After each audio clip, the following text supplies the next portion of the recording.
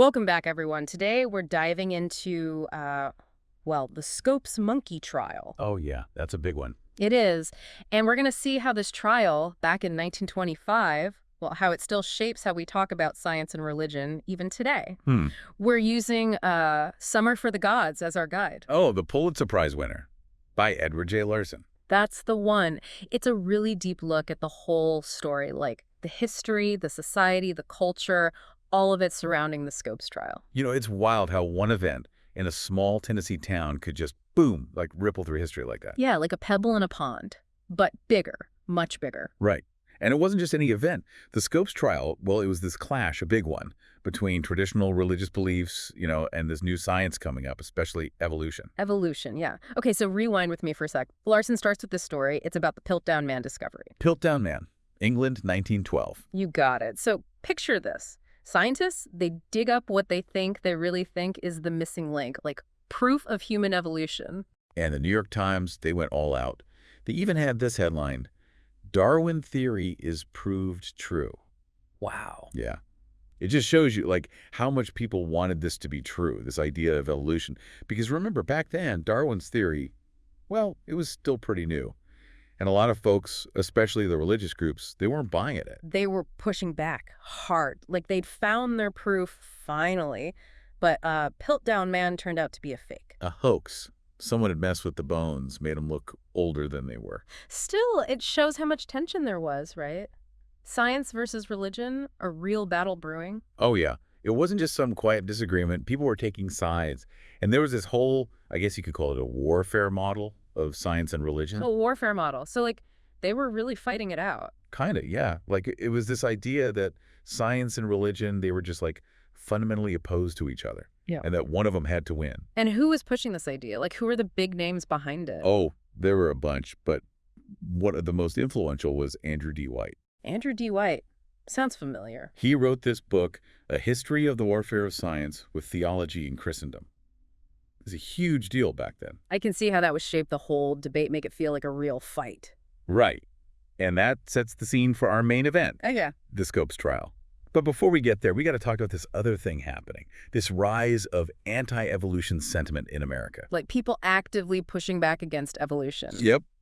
And to understand that, well, you got to look at what was happening with Protestant fundamentalism. It was getting bigger, and part of that was because of something called theological modernism. Theological modernism, what's that all about? Basically, it was this group within Christianity. They were trying to, I guess, make peace between faith and, like, modern science and history. But the fundamentalists, they saw it as a threat. They believed the Bible, like word for word, and evolution. Well, that went against everything they believed. So evolution was more than just a scientific theory to them. Oh, yeah, way more. They thought it could, like, corrupt morals, tear down society, the whole 9 yards. And this movement, it had some pretty powerful people backing it, right? It did. And one of the biggest names was William Jennings Bryan. He'd run for president 3 times, and he was like this incredible speaker. People really listened to him. 3-time presidential candidate. So he had a platform, a voice. What did he think about all this? Bryan, well, he saw Darwinism as dangerous, not just to, like, biblical values, but to American democracy itself. Really? So he connected evolution to politics. Yeah, he thought that, survival of the fittest and all that, it could really mess things up. He saw it as like a threat to social order.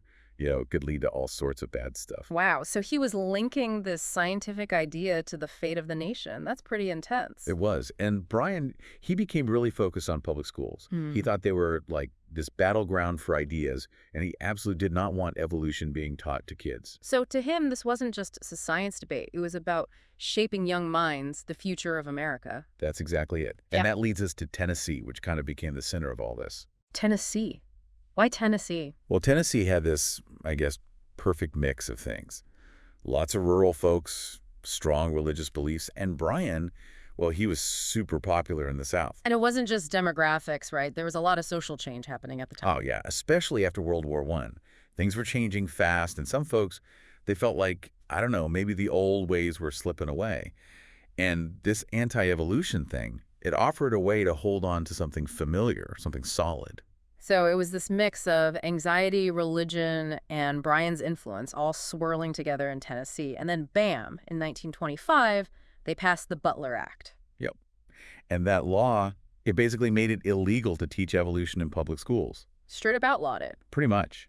Teachers couldn't deny the Bible's creation story or teach that humans, came from lower animals. Wow. So they drew a line in the sand, and I bet that caused a lot of backlash. Oh, yeah, it did. You had scientists, educators, even some religious leaders saying, hey, wait a minute, this isn't right. This is about freedom, about learning. It's like, who gets to decide what's taught, what's true?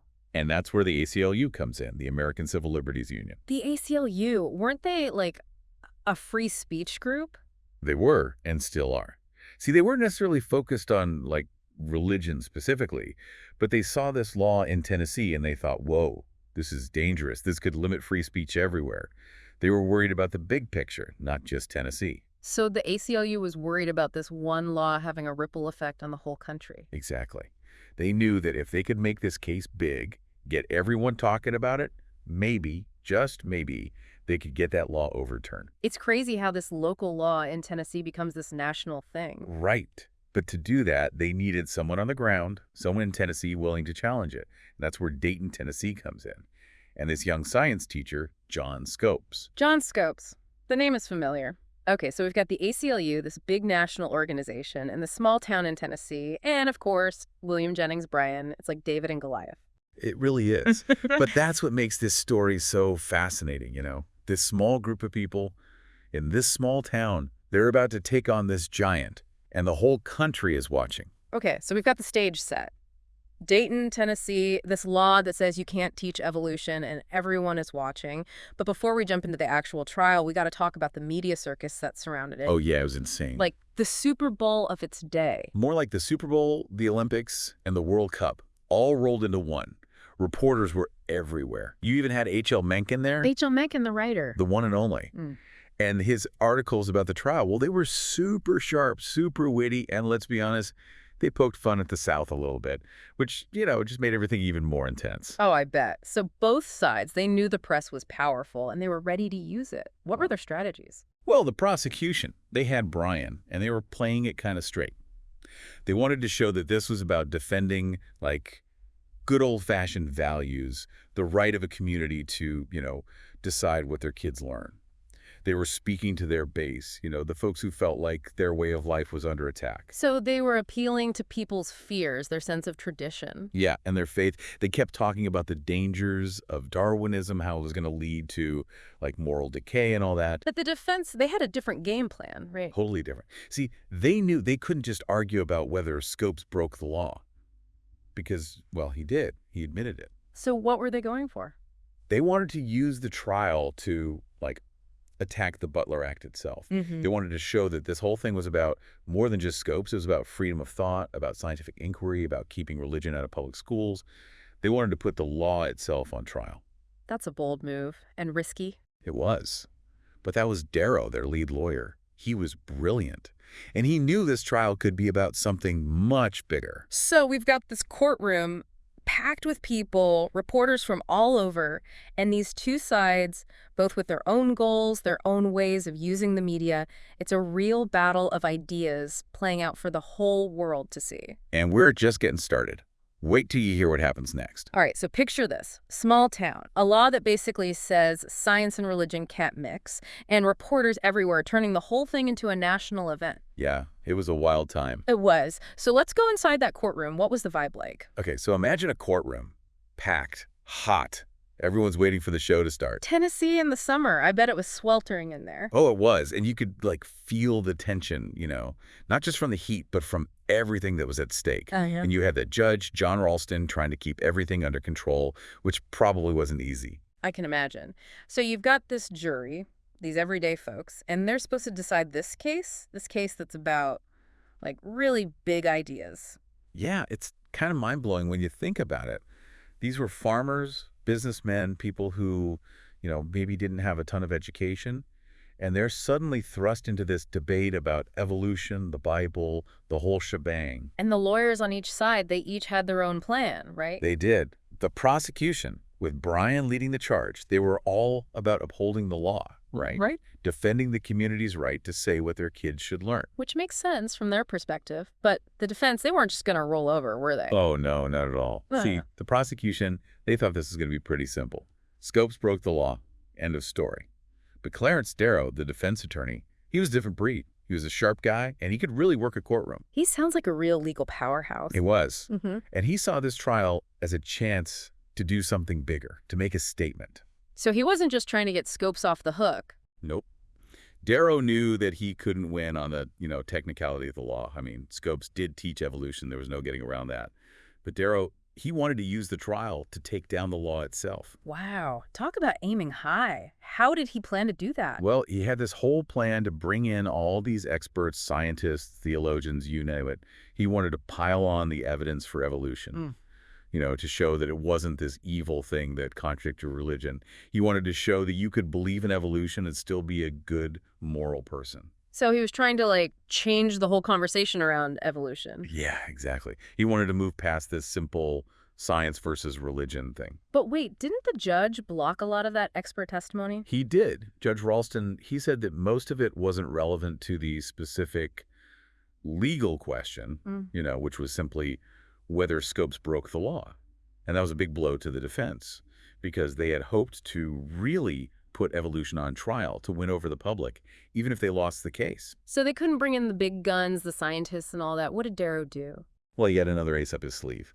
He decided to call Bryan himself to the stand. William Jennings Bryan. As a witness. As an expert witness on the Bible. It was a bold move, really bold. I can't even imagine what that was like.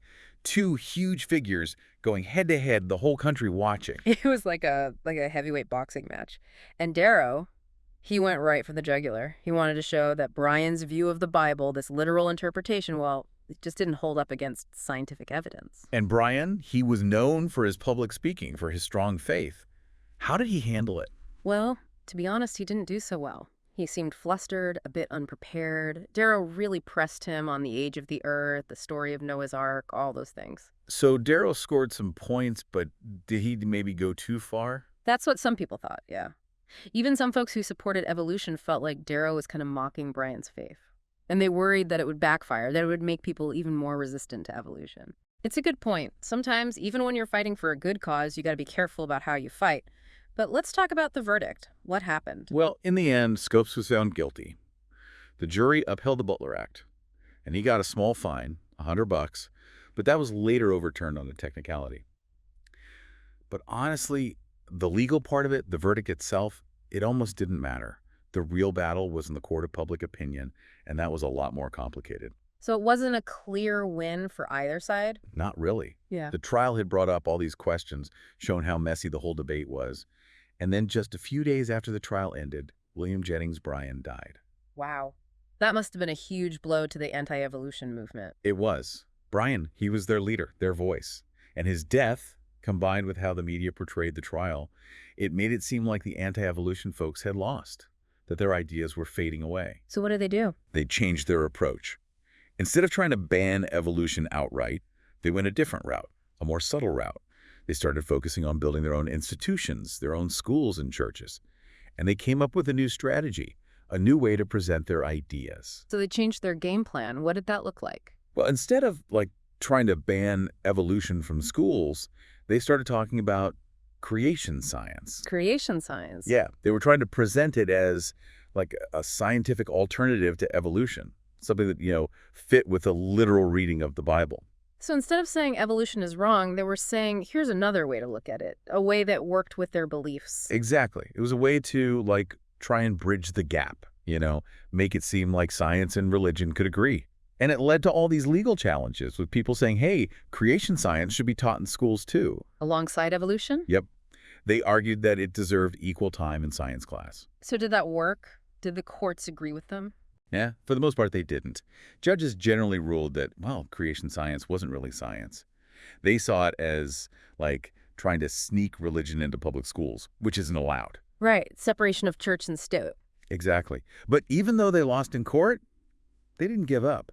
As scientists learned more about evolution, The creation science folks, they adapted too. And that's how we got intelligent design. Intelligent design. I remember that. It was a big deal a few years back. Yeah, it was. The idea is that, like, some things in nature are just so complex, they couldn't have happened just by chance through evolution. They had to be designed by, well, something intelligent. But they don't say who that designer is, right? Nope. But everyone knows what they're getting at. It's another way to try and fit religion into the science picture, but without, actually saying God did it. Exactly. And of course, they wanted to teach intelligent design in schools, too. So more legal battles. You bet. And the most famous one was the Kitzmiller case back in 2005 in Pennsylvania. What happened there? The judge, he ruled that intelligent design, it wasn't science. It was just another form of creationism. So teaching it in public schools, that was a no-go. It's wild how this one trial, the Scopes trial, it's like the gift that keeps on giving. It sparked this debate that just keeps coming back, even almost 100 years later. It's true. It shows how these big questions about where we come from, about science and religion, they just don't go away. They're at the heart of who we are, I guess. You could say that. And Larson, in his book, he shows how these questions, they're not just for the courts or the classrooms. They're everywhere in our whole culture. Like even today, we have these big figures arguing about it, right? Oh, yeah. Larson talks about Richard Dawkins, the biologist, and Philip Johnson, the law professor. Those names ring a bell. Dawkins, he's a big-time atheist. He says science and religion, they just can't get along, that religion is basically a delusion that we need to get over. And then you have Johnson. He's a devout Christian, and he challenges the whole idea of evolution. He says the science world is biased against, any idea that involves a creator. So it's like Scopes and Bryan all over again. Kinda, yeah. Yeah. But it's more complicated than that, too. A lot of people, they find ways to make it work, to have both faith and science in their lives. It's not always about picking a side, is it? Nope.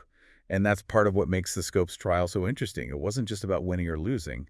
It was about these deeper questions that we're all still wrestling with today. So what do we take away from all this? What's the big lesson of the Scopes trial? Well, for me, it's that this trial, it was about so much more than just evolution. It was about a society struggling with change, about who gets to decide what's true, about how we balance our beliefs with what we learn from science. It was about freedom, really. Yeah, the freedom to think, to question, to believe what you want to believe. And that's something worth fighting for. It is. The Scopes trial reminds us to think critically, to be open to different ideas, and to have those tough conversations even when they're uncomfortable. It's about respecting each other, even when we disagree. That's a big part of it, yeah. I think we've given our listeners a lot to think about. The Scopes trial, it's history, but it's also about who we are, about how we make sense of the world. It's about those big questions that humans have always asked. It's been a great conversation. It has. And to our listeners, I'll leave you with this. How do you think the Scopes trial shaped how we see science and religion today? And how can we, all of us, figure out how to navigate these tricky questions, while respecting everyone's right to think for themselves? That's something to chew on, for sure. Until next time, keep exploring.